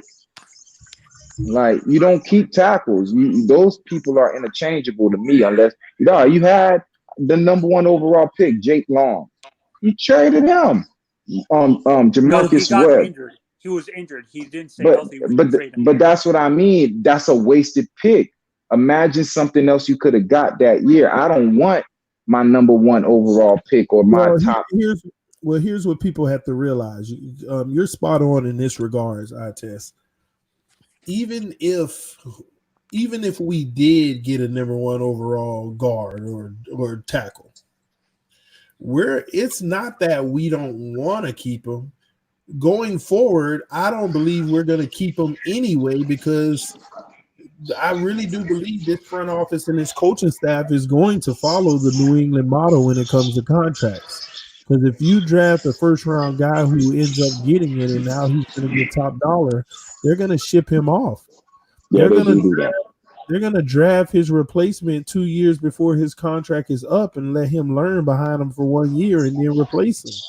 That's just what it's going to be going forward. So I get not investing so much into the position, but like I said, that's why you get those guys in free agency that's already proven, not top The year dollars. we But drafted Jake Long, guys, who was the top quarterback that year? Was it Andrew Luck?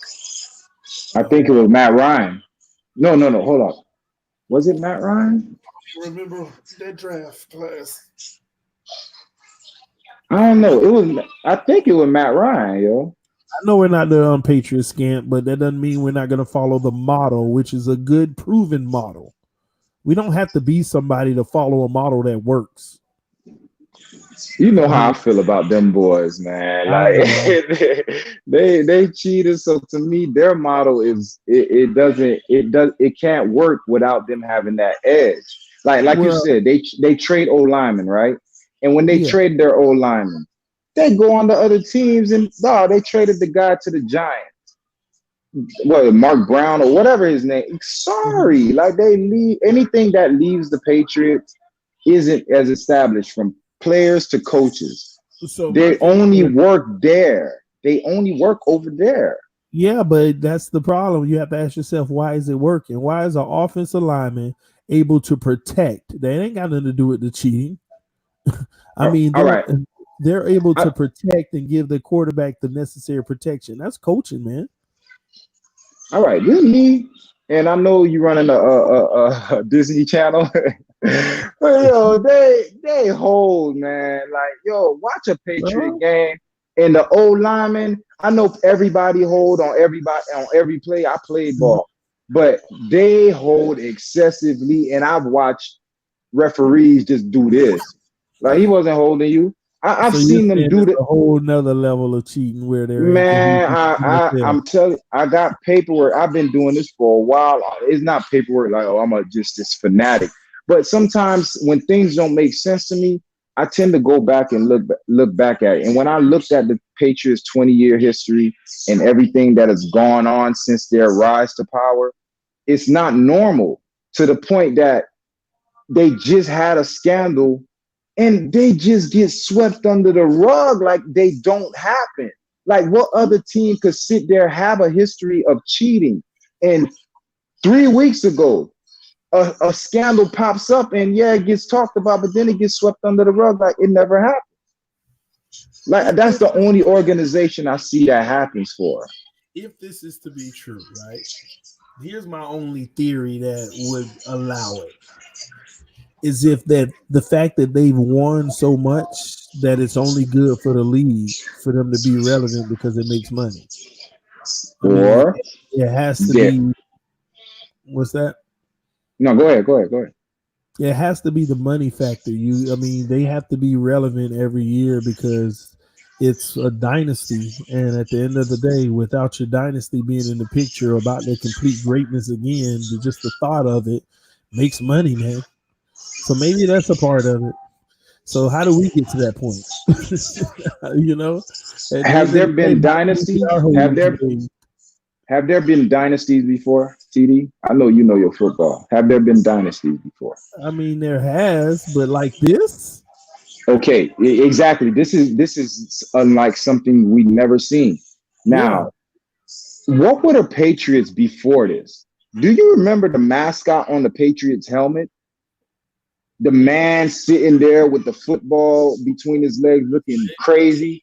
Uh-huh. Their uniforms used to look retarded. Like, all right, a team that pretty much rose from obscurity like that. Like, I've heard of rags to riches, but rags to riches to dominance, like, it just doesn't happen that quickly. And then when you look at what it's built on, the foundation is built on the tuck rule.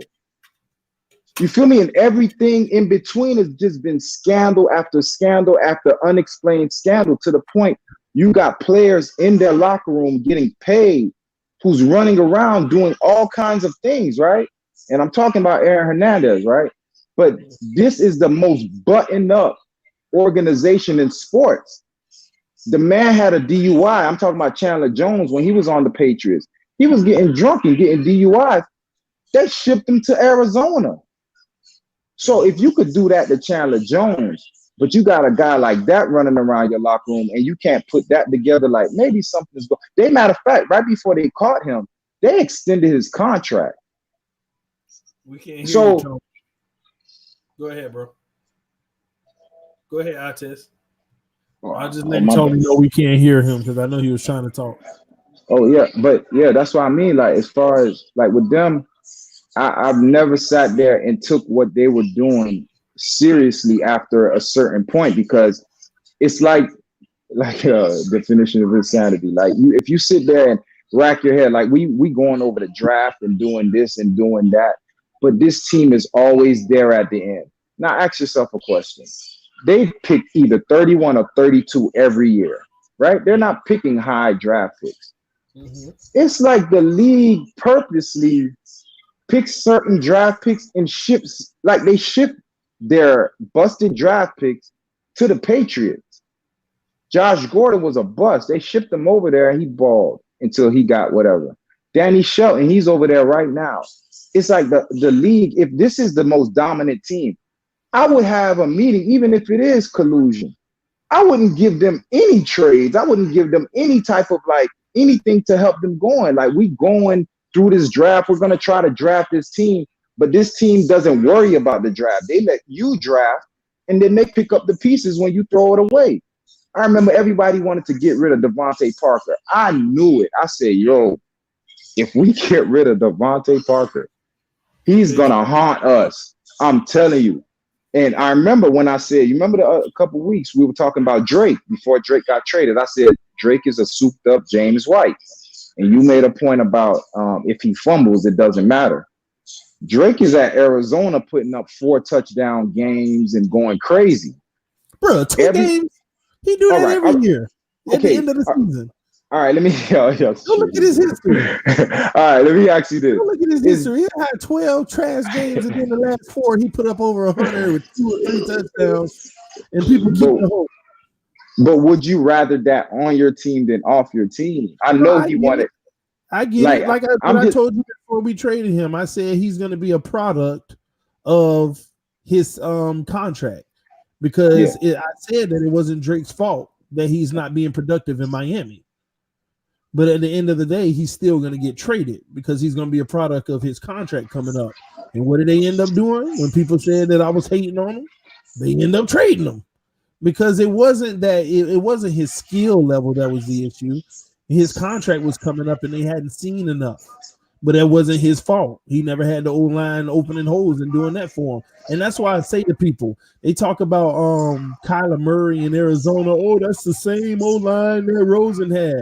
Oh no, their running back last year wasn't running. They weren't opening holes like they're opening for Drake right now. Last year, they weren't doing that like what they were doing the last 2 weeks in Arizona.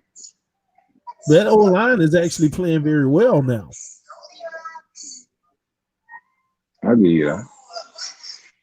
I don't know, man. Like we get rid of too many quality players for my liking. Like Drake, Minka's over there. You don't get rid of John Thorpe winners, yo.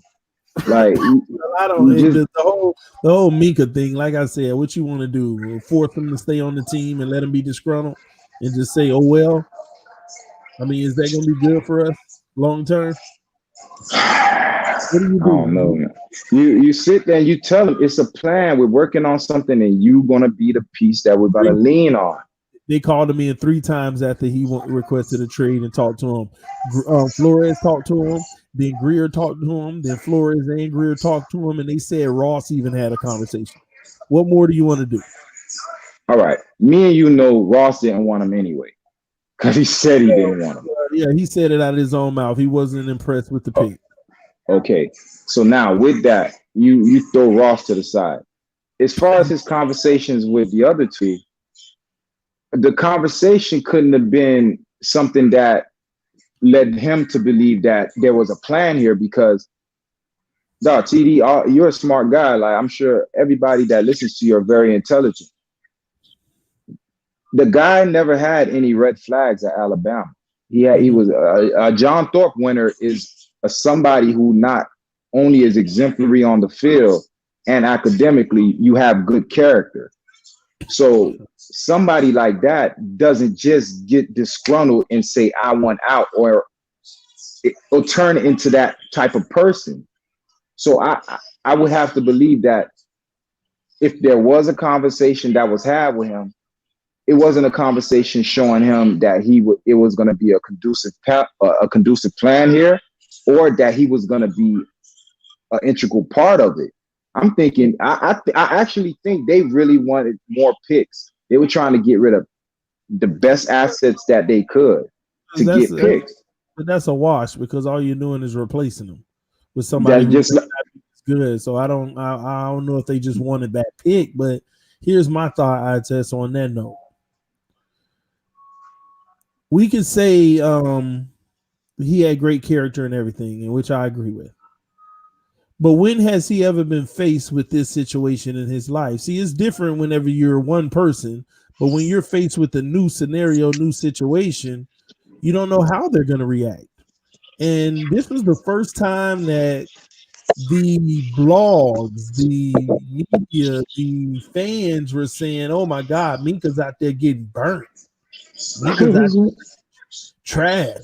Even though he was playing out of position, but regardless, he could have bought into it. He could. I think. Well, first off, he did buy into it. They said that they wanted to try him in other positions because he was that talented. He bought into it. But then when he was getting exposed at another position and it's making him look like trash, and people are talking about how he looks at like trash, when has he ever been through that in his life? So when it comes to good character and the type of person he is, that's all fine and dandy. But when you're presented with a new challenge and a new image where it's not what you're used to, all that goes out of the window, because I just think that he didn't like looking like a bum. And at the end of the day, he wanted out. That's my personal thought. He didn't like being exposed. Now, mind you, it ain't his favorable position, but this is what they were trying him at based off of what was best for the team, given our personnel. I mean, regardless, no matter where we put Minka, we were going to have a hole somewhere. Am I right? We were going to have a hole somewhere. Yeah. Okay, you put him at slot. There's a hole at safety. So they wanted to put their best player back there, hoping that he can handle it, and he couldn't. Now, I don't want to sit here and make a controversy to say that he wasn't as multi-talented as we thought he was, but some argue that, and that showed. But he's at Pittsburgh showing his medal. You feel me? He's showing what he can do. Position. He's playing. What is he playing? Safety, right? He wasn't on that side when he was getting burnt in Miami. That's it was one game against Hollywood. I don't understand getting burnt. This man went through this for 2 weeks straight, and it couldn't be more than that because he was out of there then. That's what I mean. The year before, TD, you noticed he was the top slot corner in the NFL. Slot, yes. Okay, so now the next year, you trade him off of 2 games, 2 bad games, supposedly.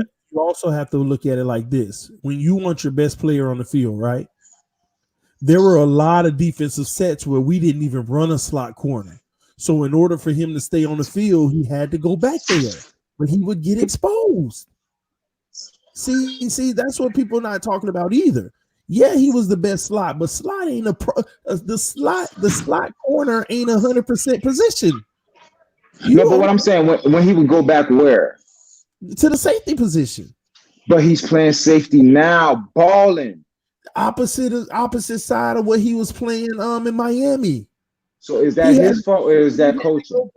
No, they wanted to keep him on the field because he wanted to be on the field. So where's the opening? We're not running a slot right here. Rashad Jones off the field, put him there. We're not running a slot right here. Bobby McCain off the field, so put him there. Bobby McCain. I know, but at the end of the day, he had to go where we had the hole. We only running a slot defense, defensive formation, depending on if we're doing the 3-4. We only been running that like 40% of the time. And Minka, 40% snap guy. He's not a 40% snap guy. You gotta have him on the field at least 80%, bro. Yes. So the rest of that, where you gonna have him? He was getting exposed back there, man. And at the same token, listen, I don't care what nobody say. I don't care that he balling in Pittsburgh. At the end of the day, when you go back and watch the film, bro, the film when Minka was getting beat, I saw a lack of interest, period. Yeah, I did see that. I know he was better than what he was putting out there. He didn't want to be here. You're right.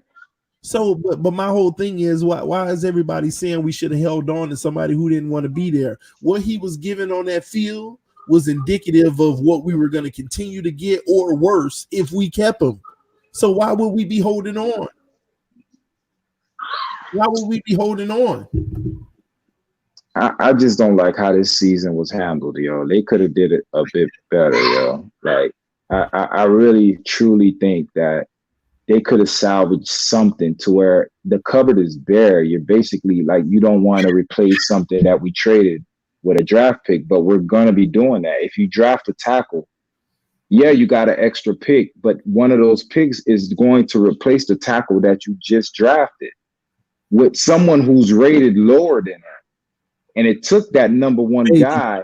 Maybe. What do you mean? As far as who? Rated lower. He is rated. He's not a number one overall rated pick. The guy that we traded away was rated number one overall. I get that. Did he play like number one overall? Exactly. So it took that number one overall pick that everyone rated. It took him 3 years to get it right. Now, this guy who isn't rated as high, he's rated number 5 overall prospect. But that don't mean Andrew Thomas can't be day one legit. See, you got some guys later on that's still coming in day one legit. That's the gamble you take. Tunsil still could have been legit day one, like a Pro Bowler. But that's not to say Andrew Thomas won't come in and be Pro Bowler day one. We don't know. He might. And if he does, and we got those extra picks, that's why I always say time will tell. We could talk about whether it's good or bad right now, but only time can tell. Only time can tell these things, because we might look back, man, I didn't like this move at first, but I'm glad it worked out. When we drafted Mike Pouncey, you liked when we draft O linemen. Like, how do you feel when we go number one and we draft the O lineman? Like, how do you feel? What you mean, number one pick, period, or first? Yeah, round like in general. No, I mean, we've only had the first overall, I think. Yeah, Jake Long. Okay, so usually we're like, if we have a bad season, we're like picking high. Always. Yeah, sometimes. Yeah. So like, okay, when we get those draft picks and then we pick a Mike Pouncey or a Juwan James or a Richmond Webb, or you know what I'm saying, when those guys get picked, I want to know how you feel. Okay. It all depends. Is it somebody on the board who we needed and could have been of more use? Or are we at a stalemate where is best player available? It's always dependent on that. I mean, at the end of the day, if you want to be honest, every time we picking them teams, we always going best player available anyway. So I don't, especially the fact that we've always had the needs at the positions, I don't knock it, but I did learn from our experience in the last 20 years. I want my guards in free agency. I don't want no guards in no draft. I'll take a tackle in the draft because if it's a top pick, I'll take a tackle in the draft. But I want my guards in free agency. I don't care nothing about no first round guard. I just don't, it don't do it for me. It never works for me. And on top of it, guards and cornerbacks I want in free agency. Guards and cornerbacks I want in free agency. In the draft, I want players like wide receiver. I want tackles. I want line. Okay, listen. If you ask me, you want to know what this team really been stricken of for so many years? We already know about the O-line, but you know what we've really had a problem with for so many years? Finding 3 linebackers. Yo, what was the last one? Carlos Dansby? No, 3. When 3. Ever felt like we got 3 dogs that's ready for war? Channing Crowder. I mean, Channing Crowder came when Zach was done, or you ain't finna name 3, bro. You're not. Nah, Dansby and Derek Barnett were good. We had 2. Name 3, bro. We had 2. When have we ever had the linebackers see? People don't realize 3 good linebackers. It's gonna help your secondary. It's gonna help your D line. Oh my gosh! No, you're right. All right. Let me ask you that. Talking about O-line, but that's a real problem that we've never had. We always had these one-way guys. He good at the pass, but he suck at the rush. He good at this, but he suck at that. Oh my gosh, we haven't been able to find linebackers like a good core unit to save our life. We can read about Raekwon all we want, but okay. And who else? All right, Raekwon and the other guy they had in the middle, Jerome Baker. They're ends. Like, to me, I'll play them at outside. But what's his guy's name? Sam Ekwavon? Okay, go ahead. Okay, Ekwavon. You like Ekwavon? As a depth player. as a depth. Okay, but he's not laying a hammer. To me, the guy that played for oh my God. You know I like Kenneth Murray, but the guy, what was it? Oh, no, not TJ Watt. TJ Watt came out the year we got Charles Harris. I still don't understand how they didn't get TJ Watt. But a middle linebacker like that, I don't know. I mean, Shaq Quarterman, he looked like something like that. And they got another guy from Minnesota that's a good linebacker. But we get the linebacker and we got no D tackles in front of him. He's still going to get hands put on him. True. I mean, I understand we've never had the overall, just defense period. But man, these linebackers, man, people naming Bejo, Simmons, and all this stuff in the comment section. Listen, y'all, a lot of these guys, we can be proud of what they're doing now, but we need to see it a whole nother season. We need to see some progression to next season for us to feel great about them. I don't care who's made the same thing with Nick Needham. I don't care who's making plays right now. When this defense is better next year and this team is better, let's see who's making plays in crucial moments next year. You know, you got to understand, exposure alone is you're going to make plays. Okay, if you get 100 snaps, you can suck and you're still going to make plays here and there. Yeah, you know. So I just don't. People have to realize the only thing that's an upside for all these guys on our defense, especially guys like Sam Eguavoen and stuff like that. Remember, a lot of these guys were undrafted. They don't. Some people say they don't even belong in the league.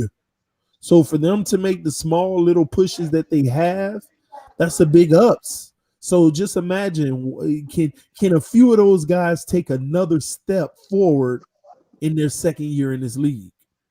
That's what you have to look for. Are a few of these guys who do you like?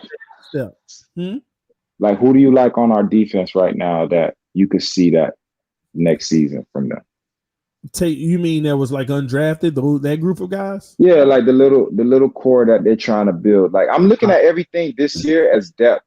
So who, in your opinion, on our defense is going to be quality for them to keep around? Hear the guys who I think can make another step. It don't mean that they'll start, but they'll make another step. Sam Eguavoen, I think that he's going to make another step. People have to understand, because he was in the Canadian Football League adjusting to the NFL. He made plays in preseason that got us riled up, and it didn't transform in the regular season. But they also have to realize the attributable problems that we've had on the D line.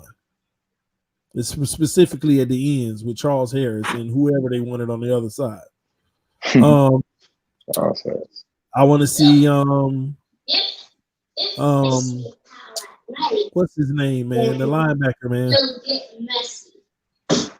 Jerome Baker. He's hurt. No, he was hurt, but he back. Oh, my boy. I know. How am I missing his name? I say it every day. I know you're talking about. Yeah, my mind going blank right now. From Wisconsin. Yes. Yeah, I know you're talking about. Yeah, I like him. I don't know why it's I keep thinking Dieter, but I'm way off. Bagel, whatever you pronounce it. That's his name, man. That's his name. And Van Ginkel too. Van Ginkel, yeah. Yes. Those guys. I like Van. I want to see those guys take the next step. Yeah, Van Ginkel is going to be a problem. I like Van Ginkel. And again, I do want to see Needham take another step. I just think that I don't know if he has to where he's going to be a number one. I just think that he's a number three or a good gotta have. That I really do think he's the Eric Rowe of corners, where the Eric Rowe of New England. He ain't great, but he might come in. He gonna do his job. He'll get beat sometime, but he gonna do his job. But he might make a big play when it matters. Yeah, he a number 4 at best. You need 2 more corners. Yeah, I mean, I agree with that.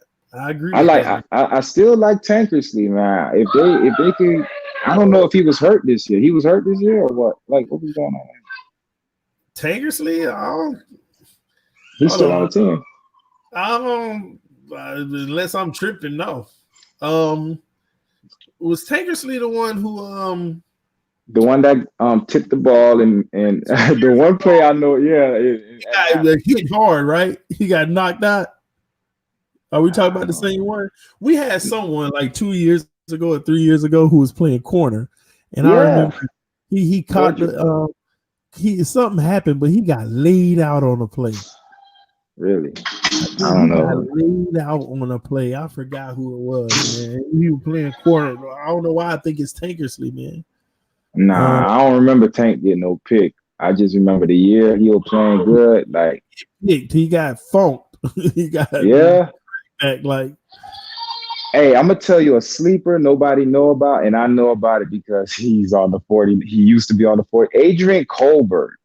mm, The Adrian Colbert, we stole somebody people don't know Tony about. Lippy. You're right. Yo, Adrian Colbert, if people don't know, he kept Jimmy Ward off the field. I'm a San Mm. Francisco 49er fan. He kept that guy off the field. They traded him because of off the field stuff, and then he went to Seattle. So we got a free safety sitting there that nobody know about, but AC Colbert, Adrian Colbert can play. So you think he's gonna get a shot?